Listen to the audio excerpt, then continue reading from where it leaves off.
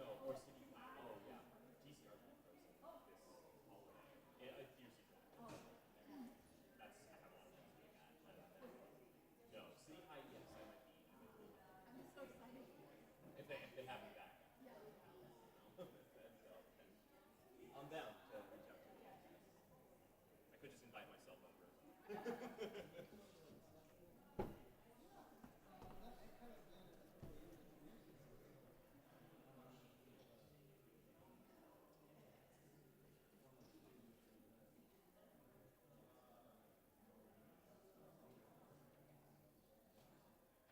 So graduated Iowa? I'm second year master's. Second year master's. Okay. So where'd you do your undergrad at? Lawrence University in Wisconsin. Are you from there? I'm from St. Louis, Missouri. Oh, wow. So always named it. Yeah. Nice. How about you? I'm from Ames, Iowa. I've always been in Iowa, so I came to Iowa for my undergrad. I've just been sticking around, whatever. So end up here.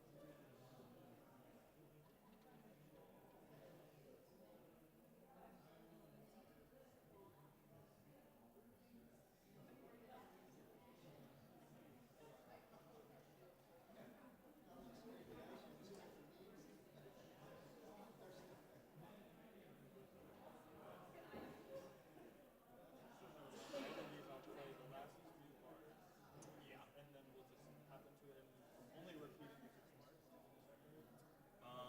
We'll repeat once. Okay. We'll repeat this one once. I think we'll do just one repeat for each of those. Okay. And then the open will hopefully only have to do once, because that's when the kids are filing out to go to their classes. So probably only once for that one. And then this one we just kind of repeat at any other witness. That's also something where there's people moving and we need to just kind of wait until everyone cycles through. And then the last time I think that just has three verses. So that just says three verses. Not 40, 140.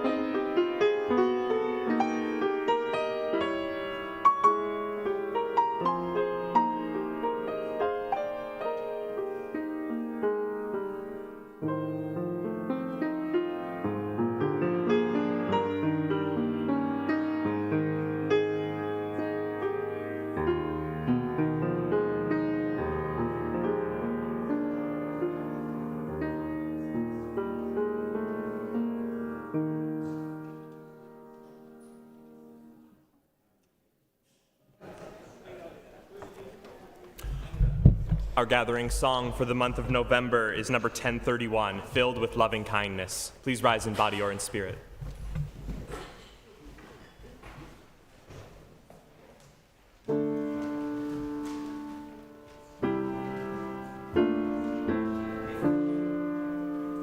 May I be filled with loving kindness. May I be well. May I be filled with loving kindness. May I be well. May I be peaceful and at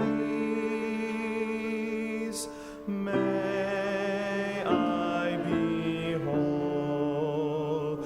May I be filled with loving kindness.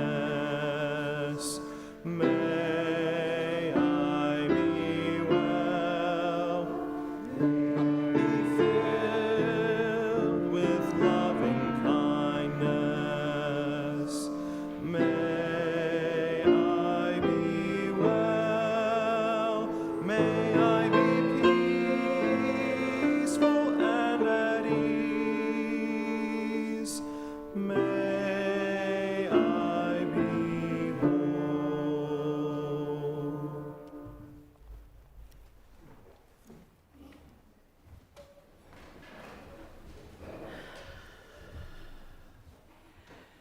Good morning. And welcome to the Unitarian Universalist Society. We're grateful to gather for a time of inspiration, reflection, and connection. Whether you join us today with joy in your heart, weighted with burdens, or searching for meaningful connections, we are glad that you are here. I'm Reverend Diana Smith. My pronouns are she and her. I'm a somewhat tall white woman wearing a black suit, teal blouse, and a very colorful stole with lines going in many directions, standing in UUS's pulpit in the front of our sanctuary. This room and our adjoining Religious Education Commons are filling with people of all ages. And through the window walls of our sanctuary, we connect with the natural world around us, where it's a chilly, breezy fall day, where the winds are making the leaves dart through the sky like yellow, orange, and red butterflies. As we gather, we give thanks for this land and all who have cared for it over the centuries, particularly the Kickapoo, the Iowa, the Sauk, and the Meskwaki, and the Oceti-Sakowin nations. As people of many ages, races, genders, sexual orientations, classes, abilities, and health statuses, we know how important it is to come together and work together to create a radically welcoming spiritual community. As Unitarian Universalists, our faith expresses our core value of love through how we agree to be together and to support each other. We're guided by the shared principles, sources, and values of our living religious tradition. And this morning, as we learn about the modern history of the anti-racism, anti-oppression, multicultural work in Unitarian Universalism, and explore our mistakes and learnings, we'll celebrate and explore our values of transformation and equity. If doing something with your hands helps you, we invite you to visit the soul work table outside the sanctuary doors to pick up a coloring sheet or other materials related to today's service or something else to work with. And if you're newer to our congregation, we invite you to learn more about us after the service by talking with a greeter, or if you're online, by filling out the form you'll find in the YouTube show notes to help us connect with you. Now, Madison. Good morning. I'm Madison. I'm your ministerial intern for this congregational year. I am a white blonde woman. I use she, her pronouns, and today I'm wearing a black sweater. Our call to worship is by the Reverend Viola Abbott. It's called Toward a Place of Wholeness. We are Unitarian Universalists. When we lift up our 7 principles, some of us think of them as a form of theology, but they are more important to our collective than that. They do not tell us what we should believe. They tell us how we should be. They tell us how we should act in the larger world and with each other. We are brought here today by the fact that Unitarian Universalism has fallen short of the image that was presented to the world and to many of those who embraced this religion. But we are also brought here today by the truth that Unitarian Universalism has shifted course to move toward a place of wholeness, a place that perhaps never existed for us as a denomination. It has been a long and sometimes unforgiving road to today, but we are here today because we are mindful of that past and because we have hope for the future. We want the practice of this faith to be a fulfilling manifestation of its promise. Open your hearts, seek new ways of understanding. Come, let us worship together.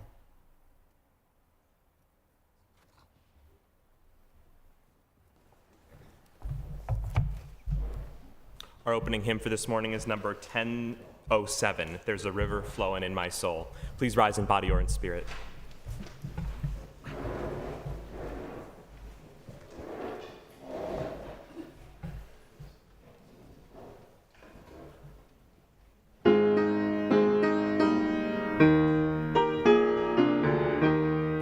There's a river flowing in my soul. There's a river flowing in my soul. And it's telling me that I'm somebody. There's a river flowing in my soul.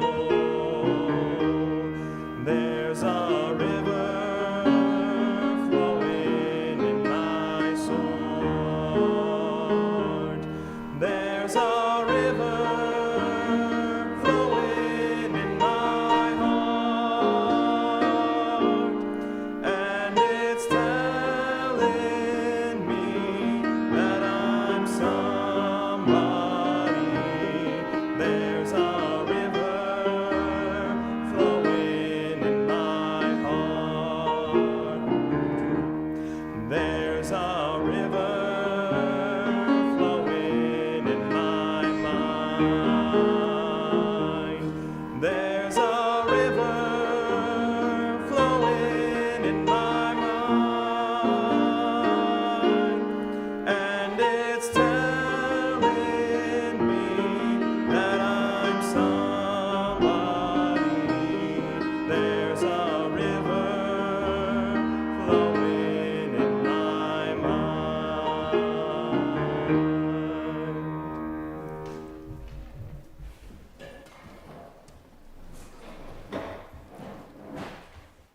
Good morning.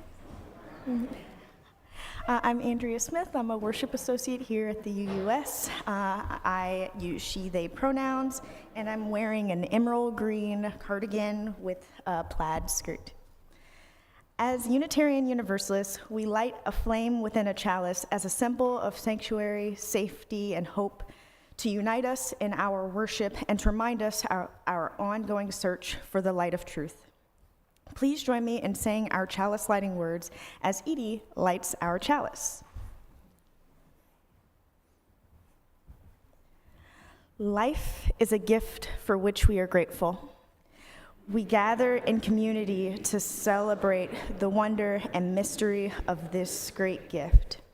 So let us now kindle the flame of our liberal religious heritage and renew our covenant of mutual love and care. Love is our doctrine, the quest for truth is our sacrament, and service is our prayer. To dwell together in peace, to seek knowledge and freedom, and to serve those in need. This we promise, this we covenant with life and one another. We also light a candle for justice and healing as a reminder of our interdependence with Earth and with all members of our global community, especially the most vulnerable. We light this candle so that we may not be numb to injustice and trauma, but rather find strength, courage, and love as we work in solidarity with others for liberation, justice, and healing. Together, we create resistance and hope. Today, as we light this candle, we are particularly mindful that this week we witnessed a victory. A people-powered win led by Zoran Mandani and the people that lifted him up. A win for tenants organizing for fair housing, for workers demanding higher wages, paid childcare in an affordable city, and dignity, for neighbors who believe government can be a force for good. Moments like this remind us that change is in our hands. It's hands on doors, raising your voice, talking and listening with your neighbors. Change is people refusing to give up on one another. Each victory, no matter how local, is a light against despair, a small repair in the great fabric of our shared hope. Still, the work continues. As we kindle this flame, may it honor those who imagine boldly and act bravely, those who organize, those who hope beyond the horizon of what seems possible. May its light warm all of us who are weary from the long work of justice, and may it keep us going until we are all free and cared for. As I light this candle, let's hold a time for silence to listen to our hearts and bodies, or perhaps lift up some prayers.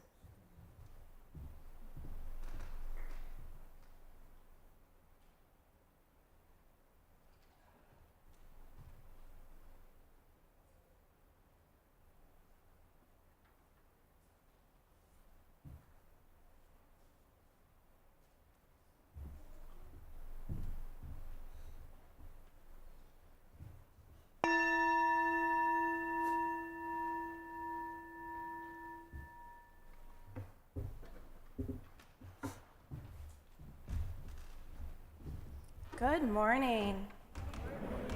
My name is Nick Kaplan. My pronouns are they, them, and I am the grateful director of Lifespan Religious Education here at UUS. I'd like to invite anyone in from the RE Commons or any children, because I need some help. Madison brought something really cool that she wants to show us, and she's gonna tell us about like how she made it and stuff, but you might wanna be up close to be able to see the thing that she made. All right? Hold on. Awesome, welcome forward, yeah. There are more cushions, there are chairs up close, wherever you're comfortable. All right, so Madison made this, okay? And she's here. Madison, what's wrong? I was really excited to show you this bowl, but it broke on my way here this morning, and now I'm feeling really upset. Can we try to fix it? Well, I didn't break it. No, I know you didn't break it, but can you help me fix it anyway? You mean you're asking us to help you fix it, even though we didn't break it? I've got to make sure you understand this, Madison. I'm not the kind of person who goes around breaking bowls.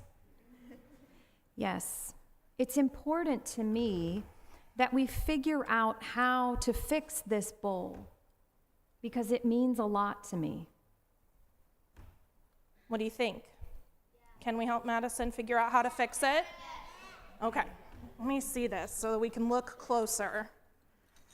Yikes.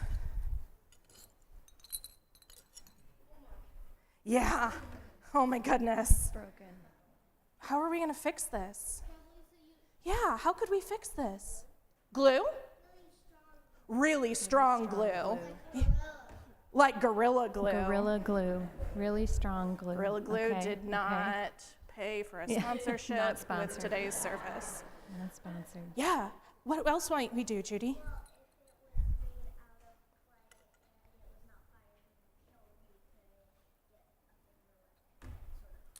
Oh, yeah. So if it hadn't been fired yet, we could like reshape it somehow. Oh, yeah. Okay. I turned to our ceramicist minister. Yeah, you're right, Judy. That's how that works. Snail slime.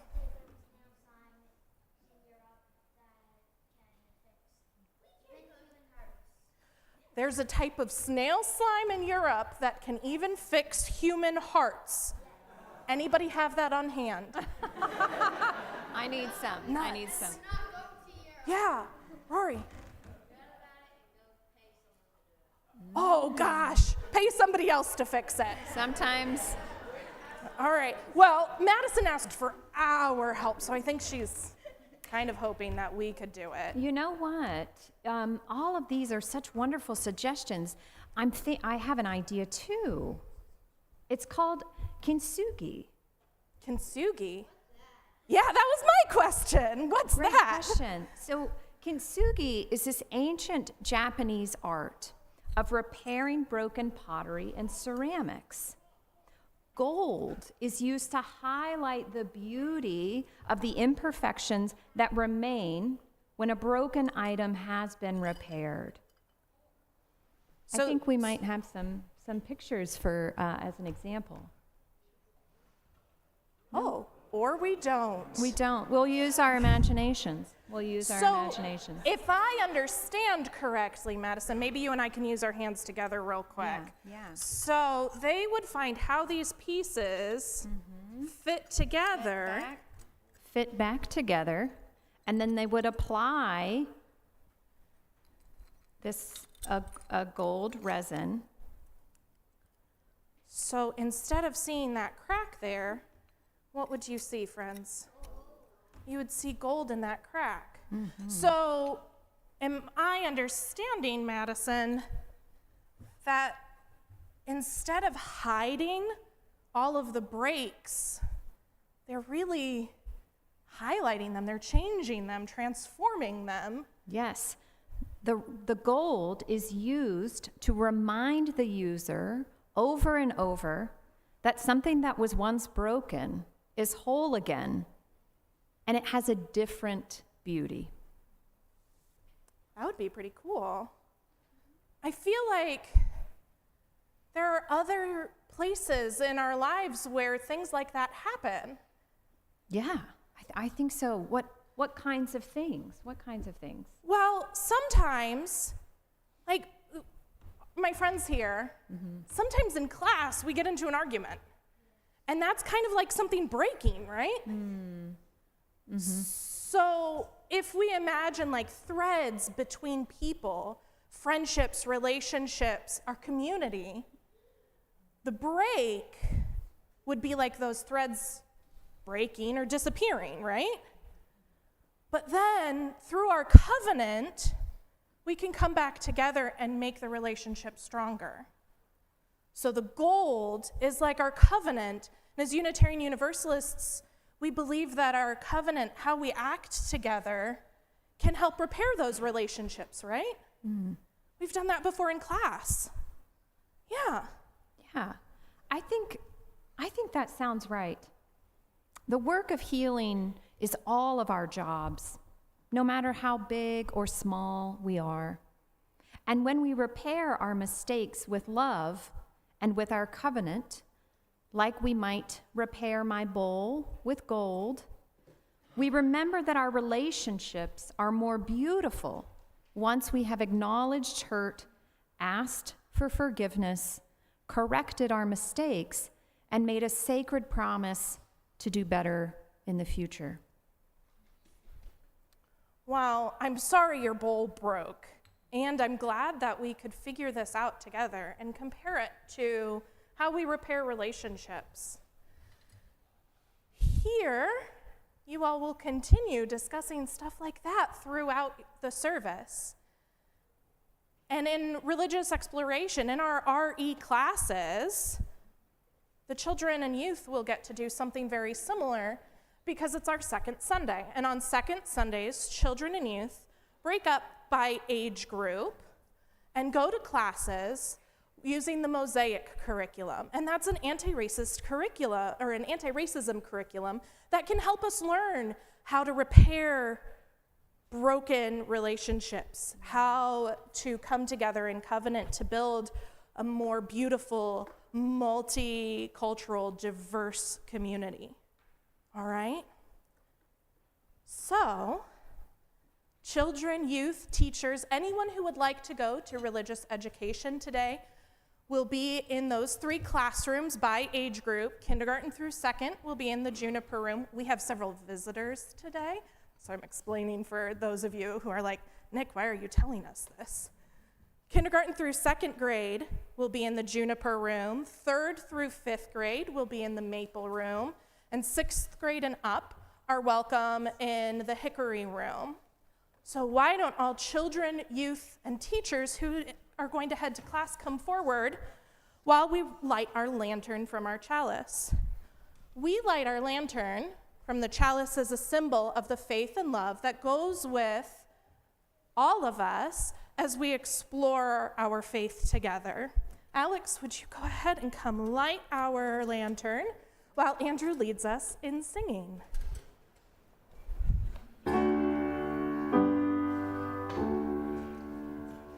Be open for something wonderful to happen. Be open to the possibility. Be open for something wonderful to happen. Be open to the possibility. Aye, aye, aye, aye, aye.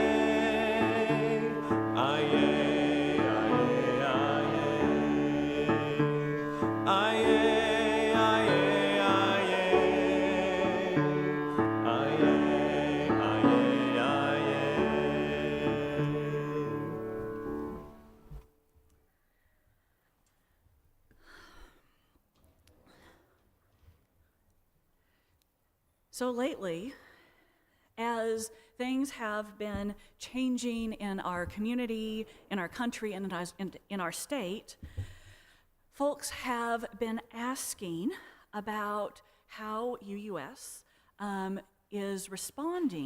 will respond if federal agents, particularly ICE agents, come to this congregation. So I'm going to take just a couple minutes to share with y'all some protocols that we've developed. This is particularly important to talk about related to Sunday mornings.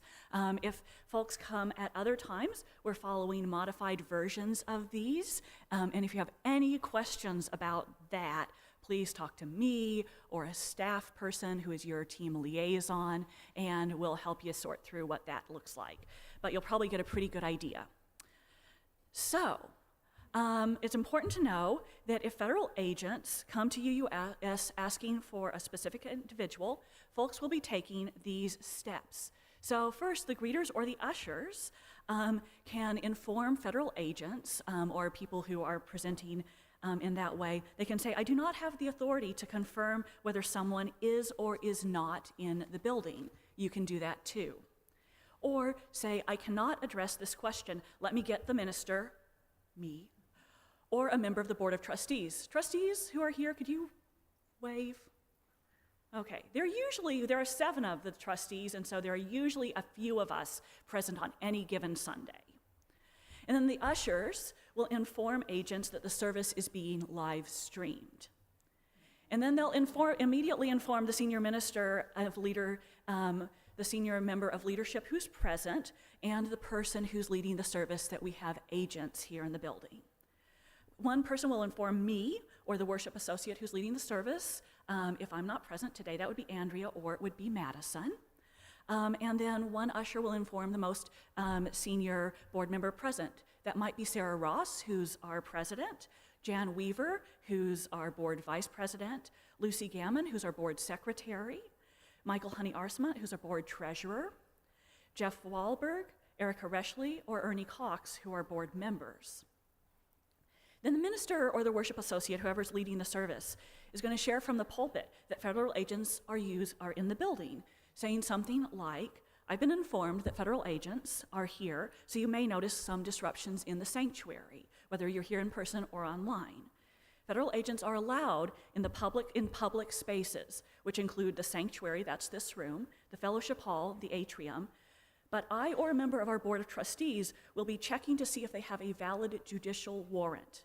Now keep in mind, folks, a judicial warrant is different from an administrative warrant. So we'll be checking to see if they have a valid judicial warrant before they're allowed to enter any private spaces of the building, which include our RE wing over there and the offices, the office wing. We'll also let people know from the pulpit that the service is being live streamed and we won't be stopping, but members may also wish to film agents' activities if it's safe to do so. We'll be asking that an usher or whoever has encountered the federal agents call the Coralville police, telling them something like there are people here who are causing a disruption in the service. If they've identified themselves as federal agents, saying that, or saying other things like they're wearing masks or they're not identifying themselves, depending on their activities. And then the congregational leader, or I, will be confirming that the federal agents have a judicial warrant signed by a judge. A judicial warrant must be signed by a judge and say either U.S. District Court or a state court at the top. An employer can accept a warrant but still decline to submit to the search, which is just saying, we don't want this, but you're allowed to do this. And it's important to know that sometimes ICE agents may try to use an administrative warrant to enter a place, whether that's a business or a school or a congregation like this. But an administrative warrant does not allow agents to enter private areas without permission. If you want to know more about the difference between administrative and judicial warrants, there's going to be a bibliography for the service. It's going to be actually sent out on Monday this week, and I encourage you to look at those, the links in that, so you can understand more about this, and you can get more information about how you might apply this, not just in this congregation, but other places that you are in the community. And it's also important to know that no one should grant entry to a private area of this building without having been presented with a valid judicial warrant. And something you can say is, this is a private area. You cannot enter without a judicial warrant signed by a judge. Do you have a judicial warrant? So it's going to be important as times continue to change to practice this here, to educate ourselves, to figure out what conversations that you need to practice for the other places that you are in your lives. So in this way, we keep meeting this moment, and now I'm going to invite up Dave Martin. Actually, Madison's going to introduce Dave as Dave keeps coming up here.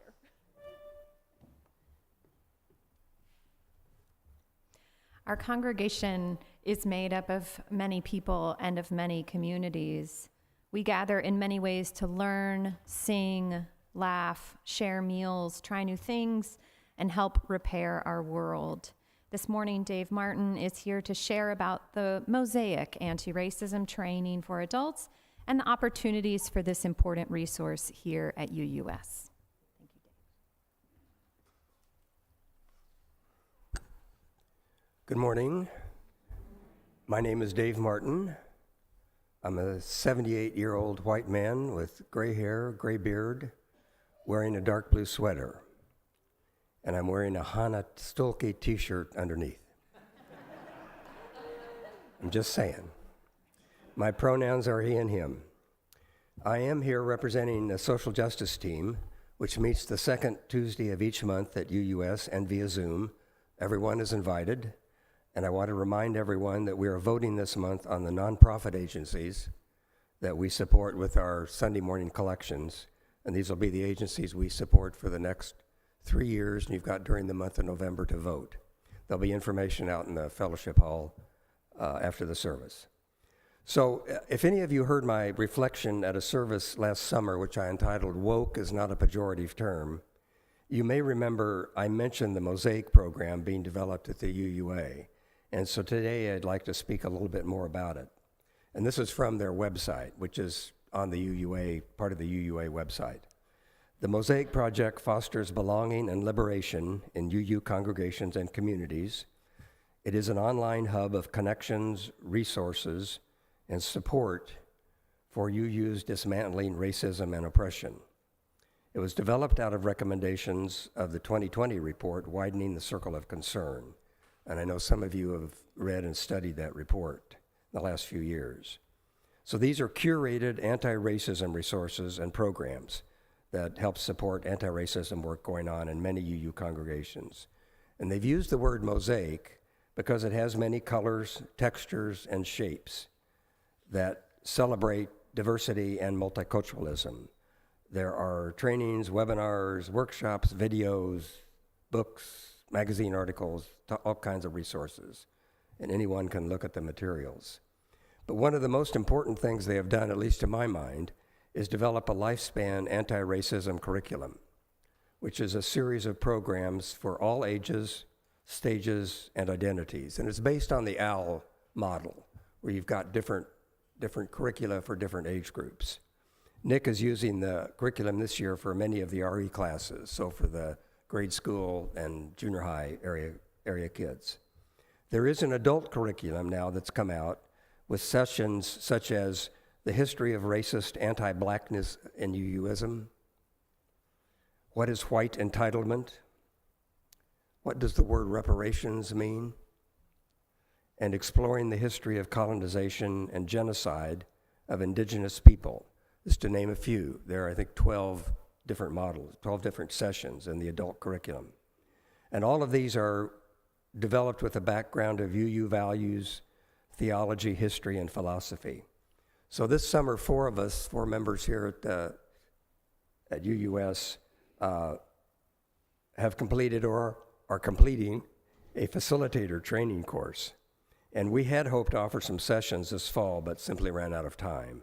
So our hope is to offer some sessions after the first of the year. But at any rate, you can go to the UUA.org and search on the word mosaic, and it will take you right to this platform.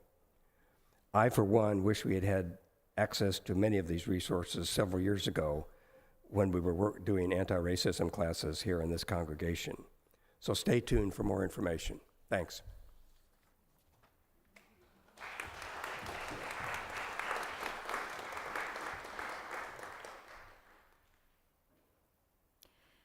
Nurturing gratitude and how we understand and express interdependence is part of how we live into our Unitarian Universalist faith.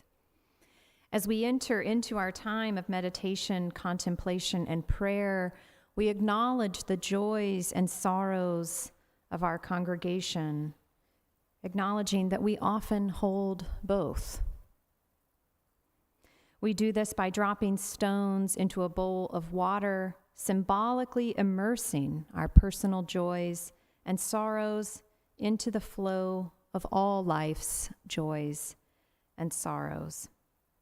For those who would like to share their joys or sorrows in conversation in a smaller venue, the Pastoral Care Associates will be leading a Compassionate Connection Circle in the Walnut Room in the RE wing immediately after today's worship service.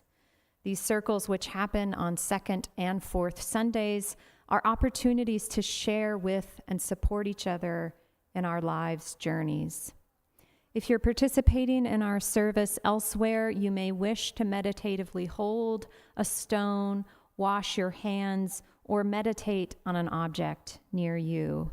And now, if you're in the sanctuary and feel called to do so, please come forward, take a stone from one of the baskets, and place your stone in the water as we sing together.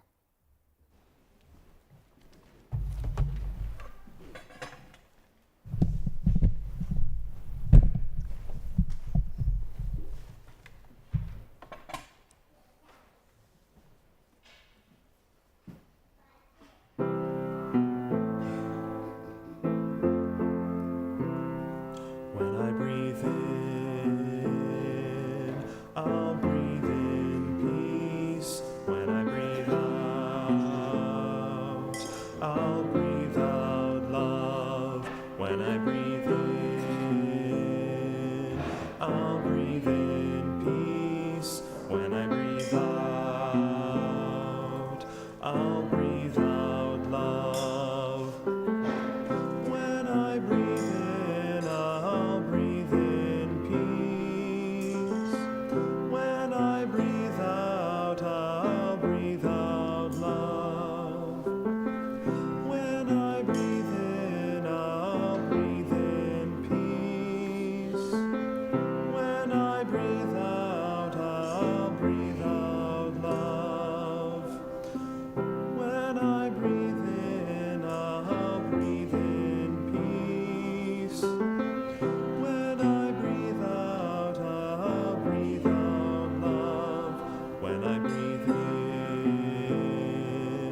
I'll breathe in peace when I breathe out. I'll breathe out love when I breathe in. I'll breathe in peace when I breathe out. I'll breathe out love. When I breathe in, I'll breathe in peace. When I breathe out, I'll breathe out love. When I breathe in, I'll breathe in peace. When I breathe out, I'll breathe out love. When I breathe in, I'll breathe in peace. When I breathe out, I'll breathe out love. When I breathe in,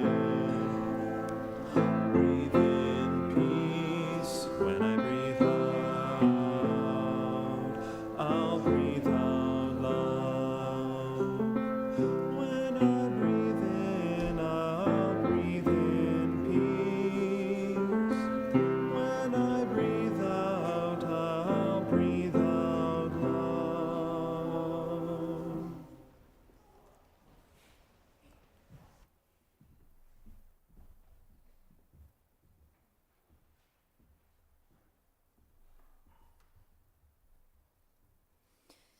Will you please join me in a time of prayer and contemplation?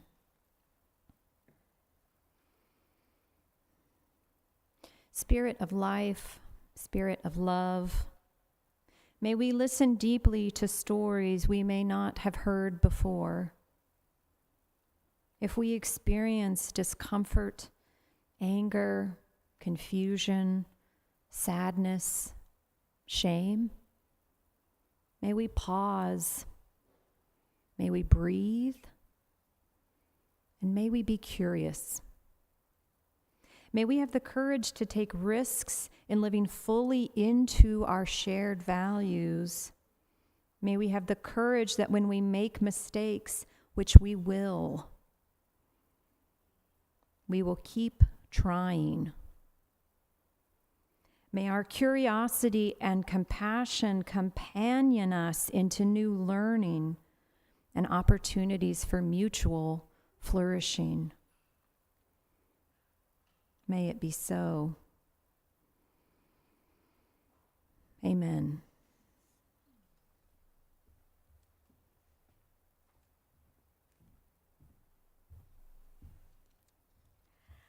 The reading for the day comes from Reverend Kimberly Quinn Johnson, who is currently serving as the co-moderator and co-chief governance officer of the Unitarian Universalist Association.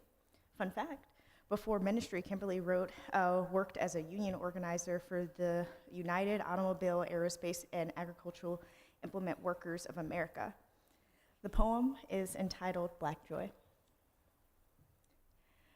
Joy is unspeakable, is not silent, it moans, hums, and bends to the rhythms of a dancing universe. For our free African ancestors, joy unspeakable is drum talk.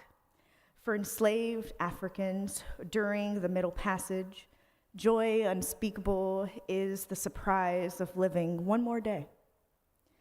For Africans in bondage in the Americas, joy unspeakable is the moment of mystical encounter when God tiptoes into the hush arbor. Joy unspeakable is humming How I Got Over after swimming safely to the other shore of a swollen Ohio river when you know that you cannot swim.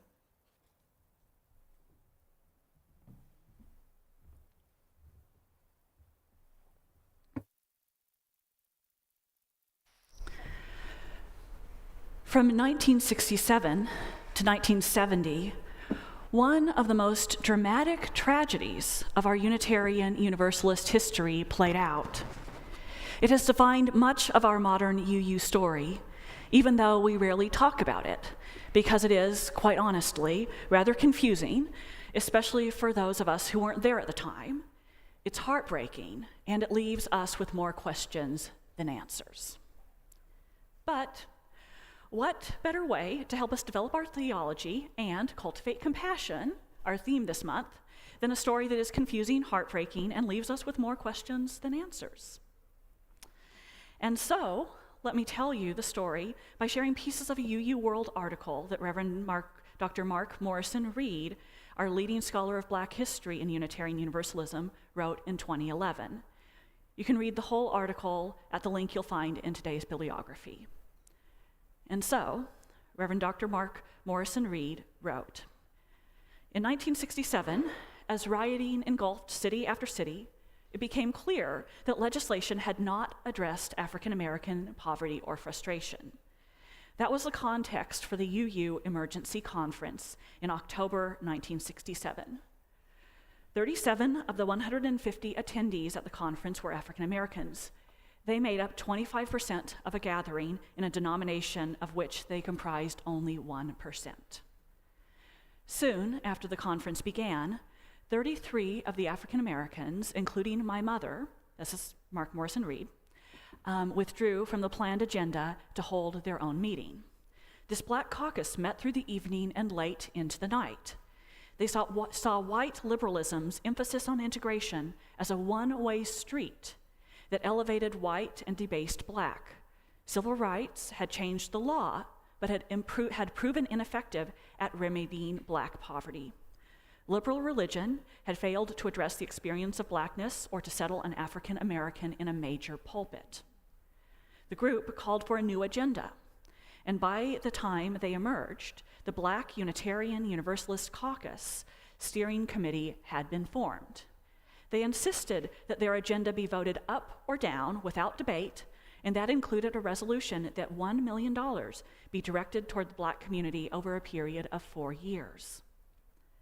A paradigm shift away from integration and toward Black self-determination was taking place, a change for which the UUA was ill-prepared.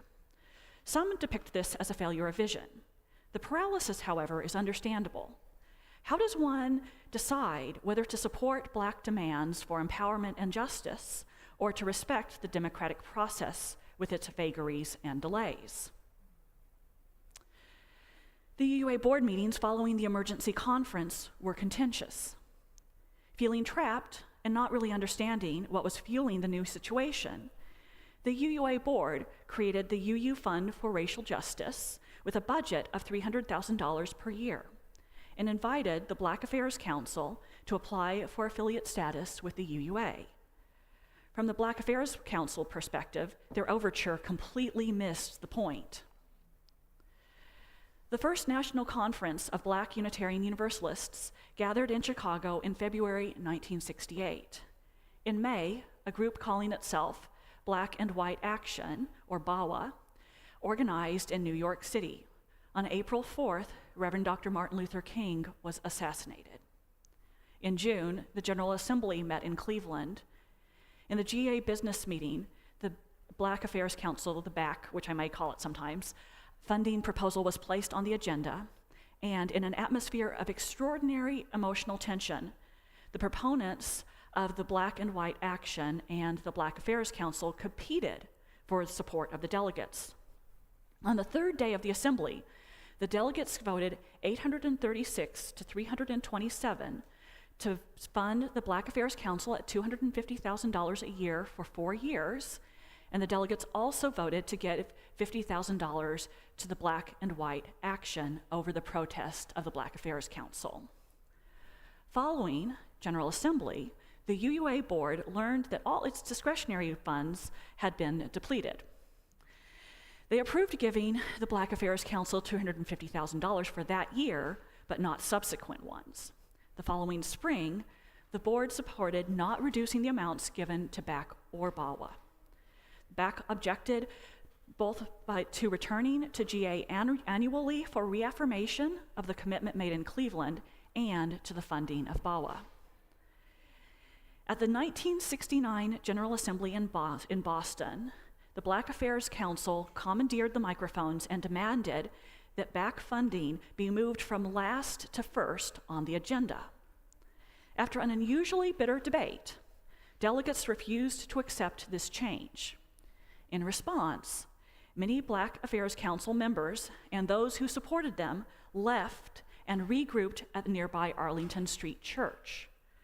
A denominational schism seemed possible, but mediation was successful, and then, in a vote of 798 to 737, the delegates voted to support the Black Affairs Council, but not Black and White action. The Black Affairs Council won, and in that moment lost. That too makes sense. Good leadership knows about institutional inertia and that conflict is both inevitable and necessary to trigger change. But change is time-consuming, and without leadership, it is almost impossible. Nor can a group move ahead when half is moving one way and half the other. Because force only begets resistance, and when relationships are abrogated, change cannot succeed.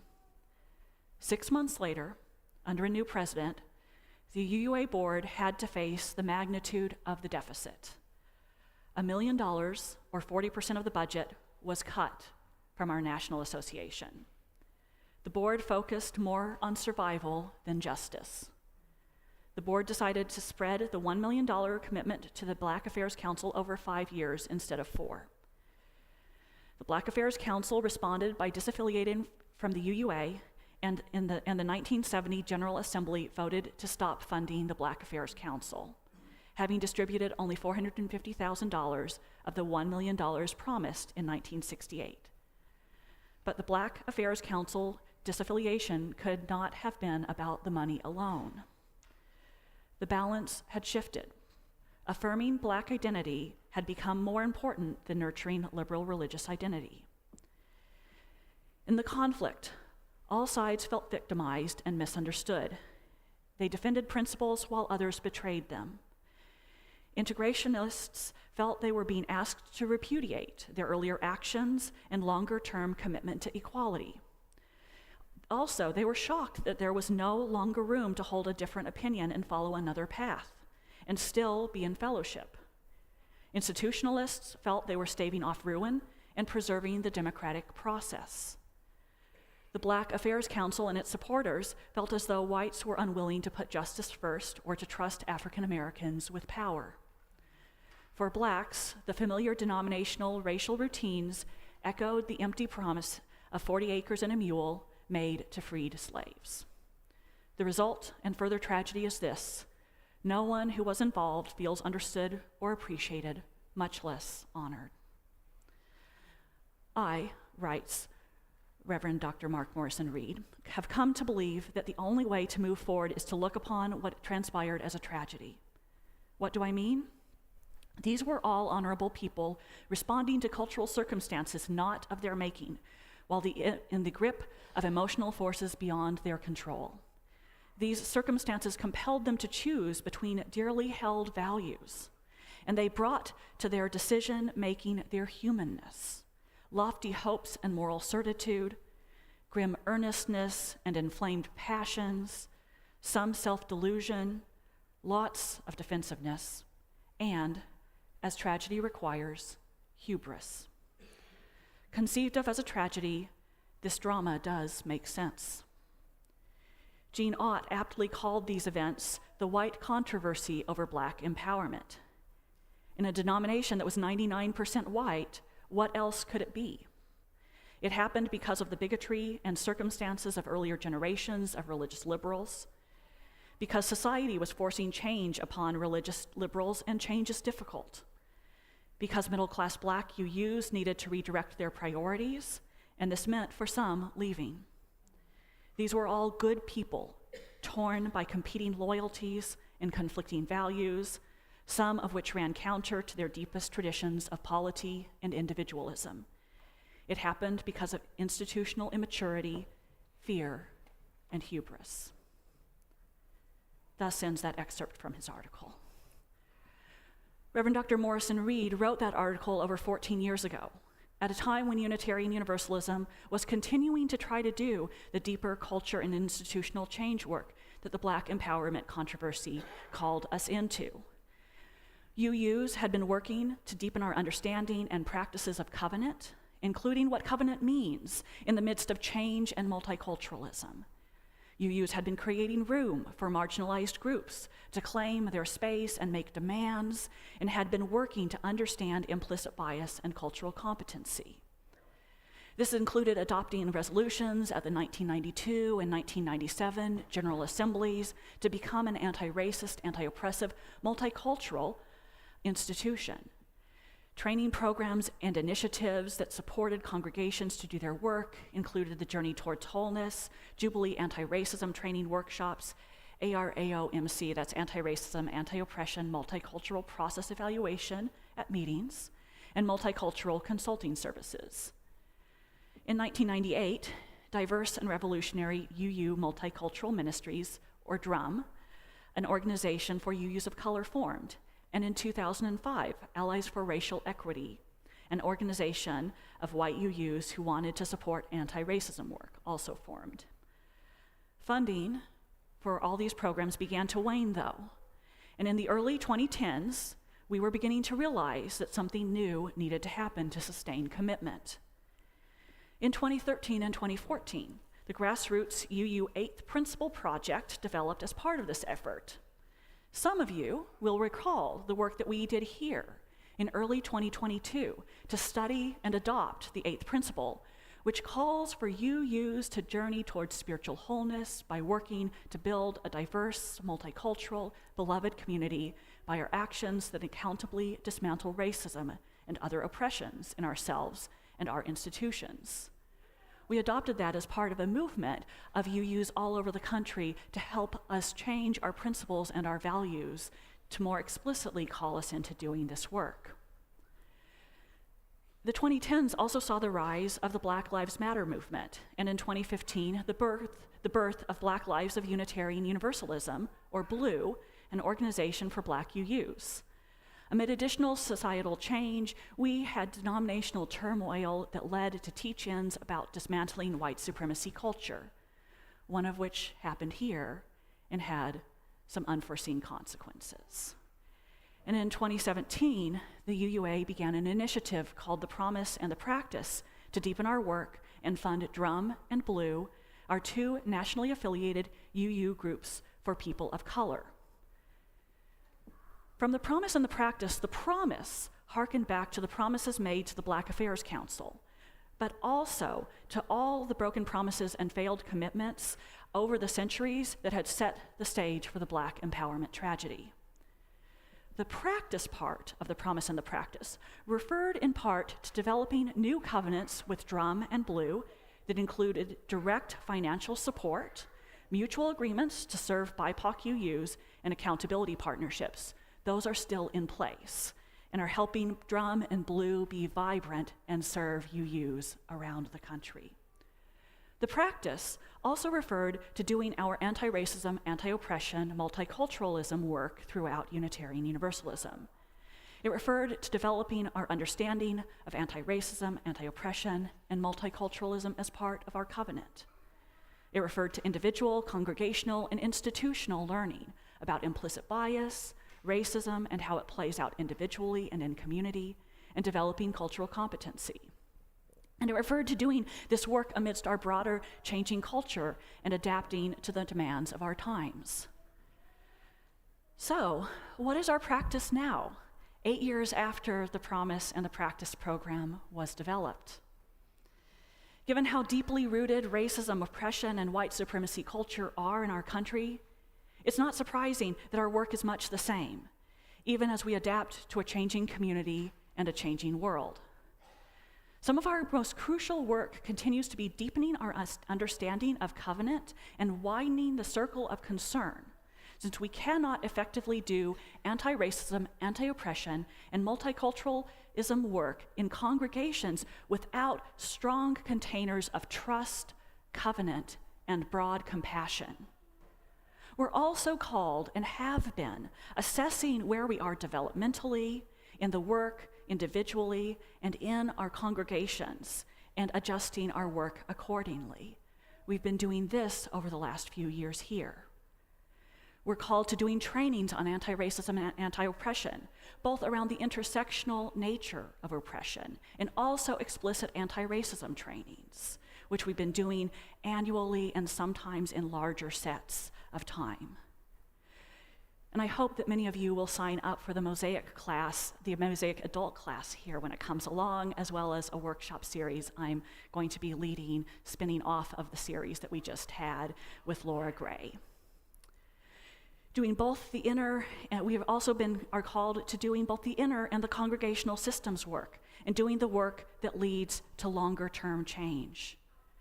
And we're called to developing relationships, getting proximate individually and as a congregation, because relationships keep us motivated as well as grounded in what's needed now. They bring us trust, inspiration, joy, and laughter. As my mentor, Reverend Sunshine Jeremiah Wolf, shared with us in my installation sermon here a few years ago, this means continuing to ask how we are doing the work of justice as relationship, not just as individuals, certainly as individuals, but also as groups. How are we expressing our justice work, our relationship, in humility, curiosity, showing up to each other, and as Adrienne Marie Brown says, doing the next elegant thing? I will say that as we do this work, we find so much more life in it, so much more vibrancy that asks us, that calls us to keep deepening it. It helps us, and the work that we can do here explicitly helps us develop the spiritual grounding to stay in the work of justice making, of justice building. And it helps us manage shame. Because one thing that often comes up for white folks as we do anti-racism work is shame around our implicit biases.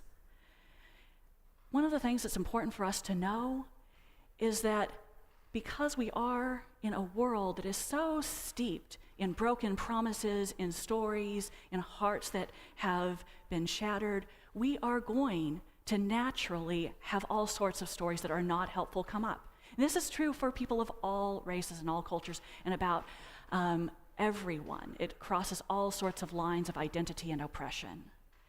And one of the things that is most important is to know that if shame comes up, that's not the most important thing.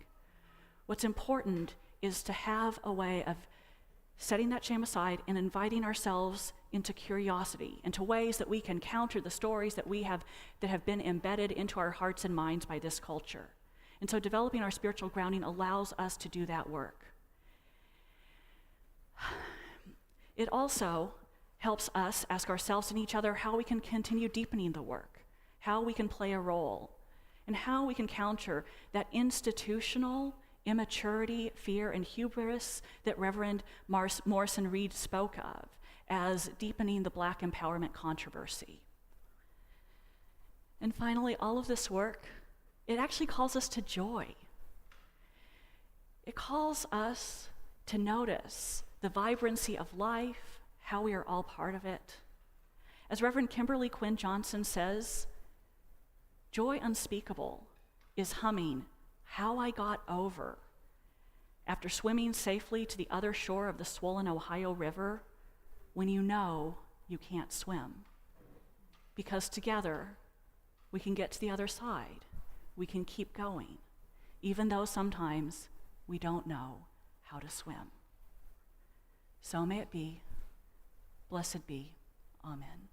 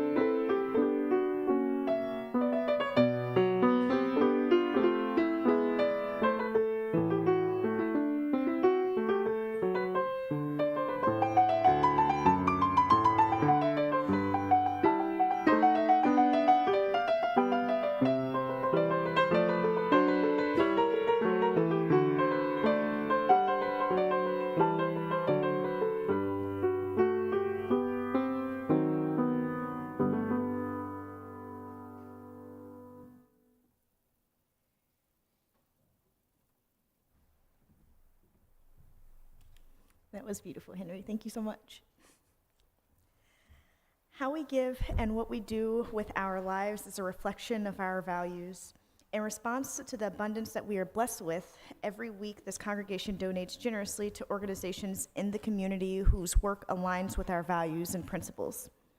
Our community partner agency this month is the Free Dental Clinic, where dentists, dental students, dental hygienists, and dental hygiene students volunteer to provide exams, treatment plans, cleanings, fillings for cavities, and simple tooth extractions for adults and children.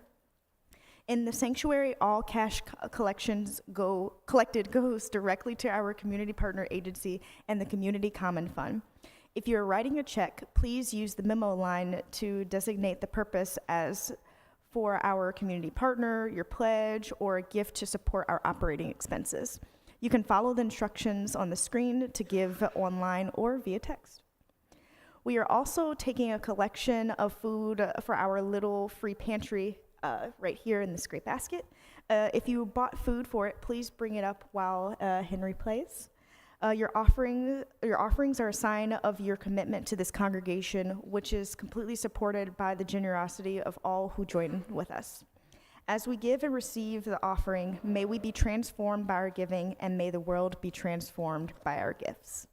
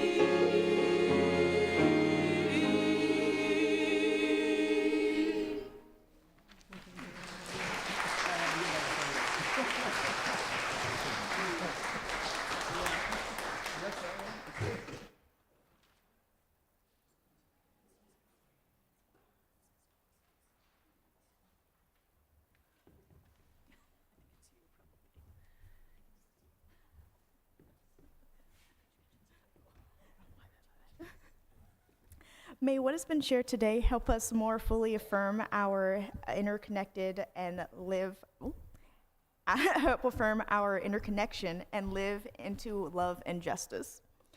After the service, we gather in the fellowship hall and outside for conversation and community. If you're a newcomer, we hope you'll grab a snack and then sit at any table so folks can join for some conversation. After today's service, you can also visit the Justice Table in the Fellowship Hall, and the Pastoral Care Associates will be leading a Compassionate Connection Circle in the Walnut Room immediately after today's worship service. And this Friday, you can join the free lunch team to help make and serve lunch in downtown Iowa City. You can find out more in the weekly email or by talking with Vicki Seifers.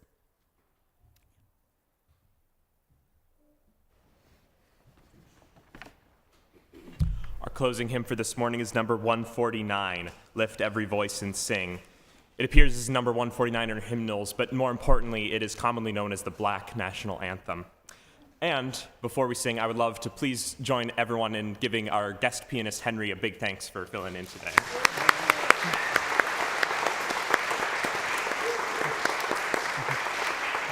Please rise in body or in spirit.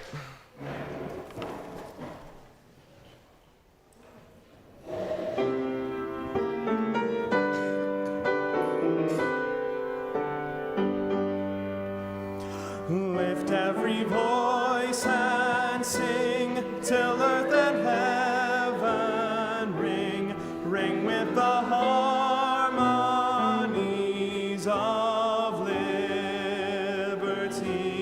Let our rejoicing rise high as the listening skies. Let it resound loud as the rolling sea.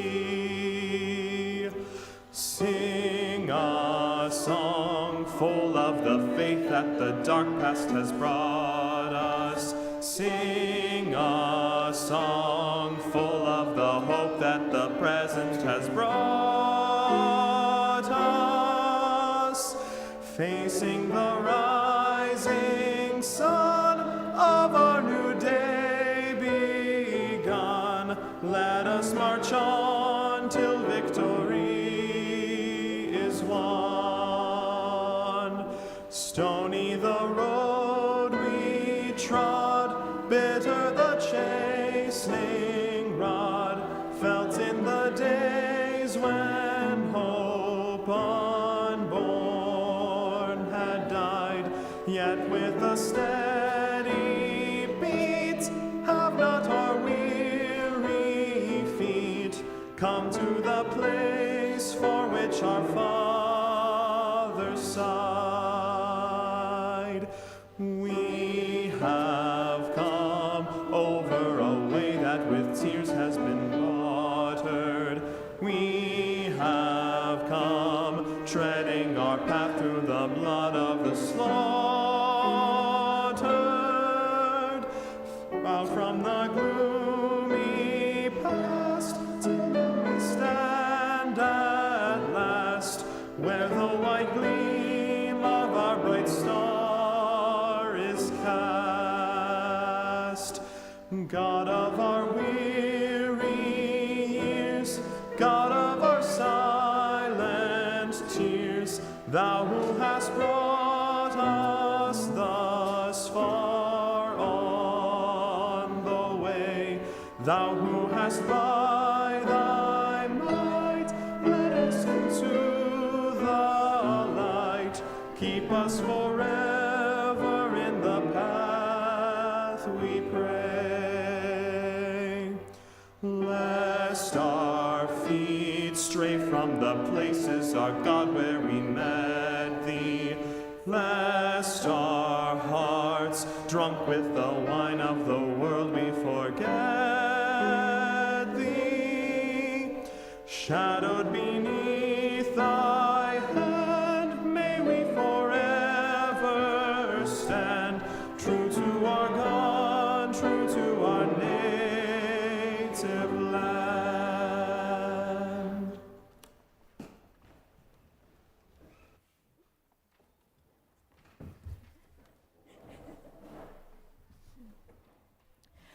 May what has been shared today help us more fully affirm our interconnected,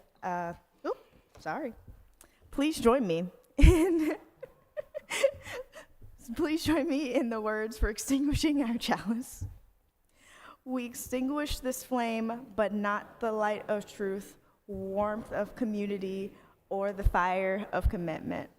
All these we carry in our hearts and in our minds until we are together again.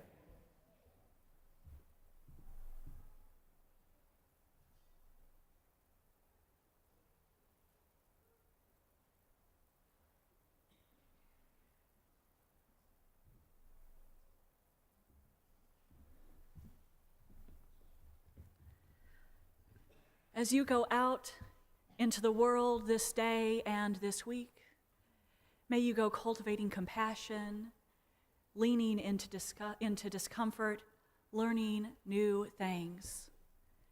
Go with peace, love, and justice, living love ever more fully and fiercely into this world. Amen. Blessed be.